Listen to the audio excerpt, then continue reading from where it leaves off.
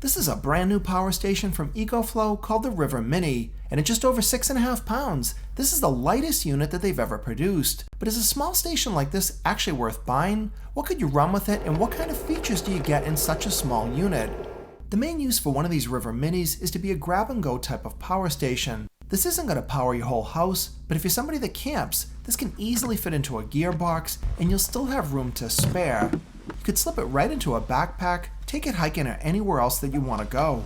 On the front of the device are 4 USB ports, including one USB-C rated for 100 watts.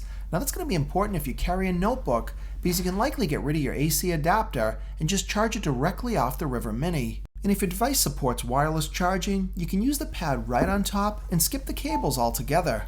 And what makes this different than just a normal battery bank is that you can also run devices that you normally plug into the wall. Now this is capable of running a device that uses up to 300 watts, but this model has a special feature that allows you to run appliances that actually use a lot more power than just the 300 watts.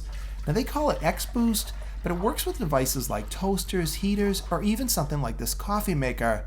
And this is a perfect way to test it out because you might actually want to run one of these if you were out camping, and this normally uses 700 watts of power. It changes the type of voltage in a way that the coffee maker can still actually work. It might take a little bit longer, but you can get the job done.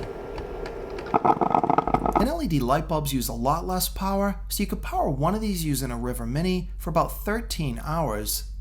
You're not going to be able to run a full-size refrigerator, but this portable cooler has a real compressor inside, and it also is equipped with a battery. But for this test I removed it because I wanted to power it completely off the River Mini. And with the compressor running, you can see I'm drawing about 51 watts of juice, and I could run this for about 3 to 4 hours. But refrigerators are different. They don't stay on all the time, they bring it up to temperature, and then the compressor shuts off.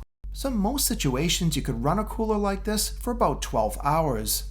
CPAP devices like this are medical instruments used to help people breathe easier while they sleep. You'd want to set it to the lowest setting, which would use about 40 watts. And as you can see by that smart display, you could run this for about 4 hours. You could also run an electric blanket or even a small heater like this. Now this one uses around 275 watts of power, so you're only going to be able to use it for about 1 hour. Now for most people that's really not going to be helpful, and an electric blanket might run for about 3 hours, but this is just to show you that you could actually power something like that.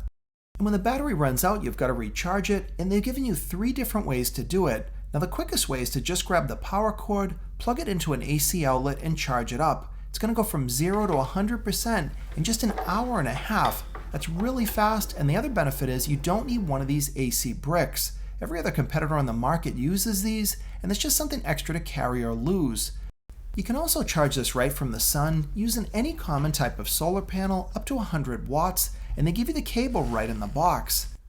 But if you're driving someplace or you're on your boat or even in an ATV, you can use this 12-volt power cord to charge it up as well, and it takes about 3.5 hours if your unit is at 0%.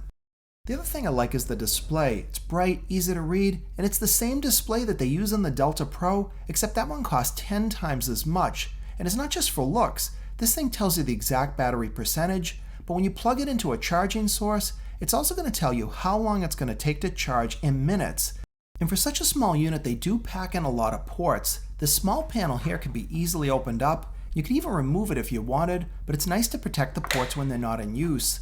Now that bottom is going to be where you charge it up via a wall outlet, and that top port is going to be where you connect it to a solar panel or to your car's cigarette adapter.